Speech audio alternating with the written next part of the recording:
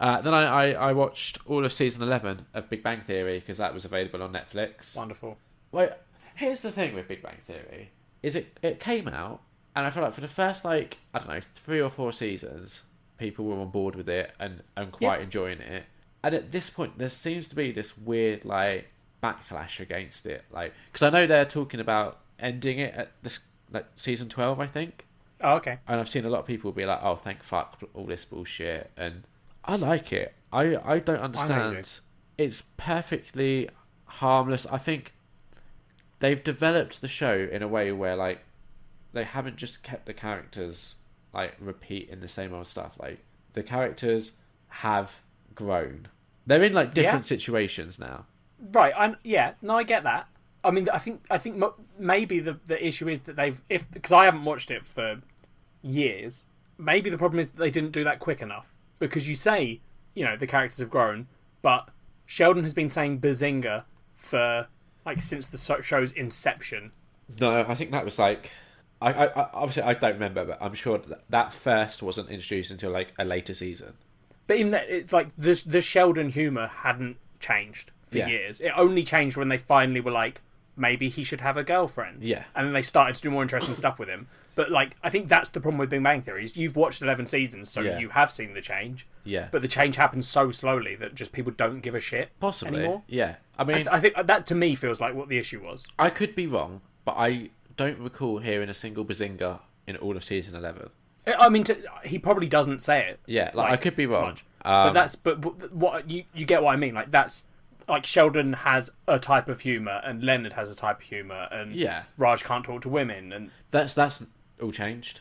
Yeah, but again, it's taken them seasons and seasons and seasons to get to a point where they finally go, oh, we can't just use that joke anymore. Yeah, I'll be honest, that joke grew tired way before they retired it. Yeah, 100%. Yeah, but the thing with the show is there is not really, like, any episode that I'm like, that's a standout, amazing episode that, like, everyone should watch. But equally, there was not a single episode in the entire season that I was like, I hated that. It was awful. Why did they do it? Like, each episode sort of went from 2.5 to 3.5 stars. Yeah, nothing would be the like kind of show that you could terrible. put on in the back. I would never sit down.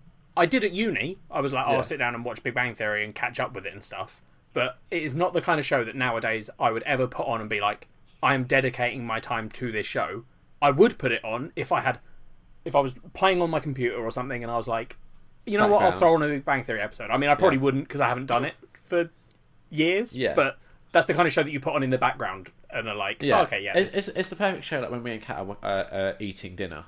Yeah. To stick on, right? Because that's what we've been doing. We got through the season really fast because it is just, it's easy watching as well. I liked it. 3 out of 5. I personally am a little bit sad that they're ending it just because I feel like there's more that they could do. Yeah? Yeah, because the thing that they started doing in the later seasons is they're having kind of like big story moments and they're only taking like 1 or 2 episodes in the entire season, but you have like things like people getting married and there was like in one of the previous seasons one of the biggest secondary characters died. Oh, right. So they have like a couple of episodes where they're sort of like, you know, dealing with sort of like how they did in How I Met Your Mother when they had Marshall's dad. Yeah. One of the saddest episodes of I mean, Big Bang Theory doesn't come close to that, but that's what I mean. Like, they're not just sort of recycling; they are hitting these moments without it being like an entire season dedicated to it. It will just be a couple of episodes. Yeah. I like it. I would say, like, if you enjoy Big Bang Theory, it's worth... I think there is a couple of rough seasons in, like, the middle sort of patch. Like, probably between, like, 5 and 9, maybe. But the last couple of seasons I've enjoyed. Fair enough. So, that's all of the things I've done. What have you done? I don't know if... I'm going to quickly... I don't know if I've ever told the story on here about, you know how you said the Marshall's Dad episode from How I Met Your Mother? Yeah. Have I ever told... I think I've probably told you, but I don't think I've said it on the podcast. There was this one time at uni where I got very drunk and was like trying to go to sleep, and I was like, I'm going to put on How I Met Your Mother and just watch like a bunch of episodes and fall asleep watching that. Yeah. And there was this moment, so I'm just, picture me drunk, lying on my bed, happily watching How I Met Your Mother. And then, you know how that episode has the countdown? Yes. Which is like, if listeners don't know, there was a countdown in the episode, and when they'd first done it, they were like, there is a countdown in this episode, and it's going to be leading up to something big. Yeah. So, like, I got halfway through that episode, drunk, not realising what was happening, and then suddenly noticed the numbers. Yeah. And literally they've was just lying on my... the numbers, haven't they? Yeah. And I was like, I have to turn it off. Oh, I don't want to cry. I'm trying to sleep. Literally just had like this emotional breakdown because I suddenly realised what episode I was watching. Yeah. I think they handled it well, but How I Met Your Mother is one of those shows where it starts so strong and it ended so weakly. It did.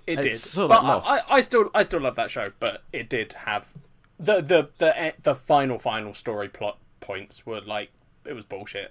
I got it. I got what they were doing. I got why they did sense, it. It just... But yeah. It just felt like, oh yeah, you're just doing this because...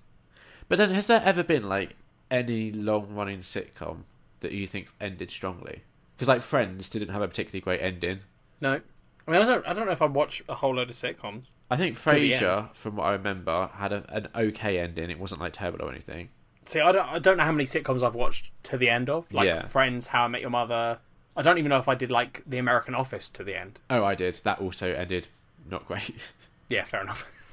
So it definitely seems to be a running trend that these sort of sitcoms fizzle out instead of end on a high. Like normally, like the last episode will be good because I have callbacks or whatever. Yeah. But the season getting there will normally be quite weak. Yeah. No, that's fair.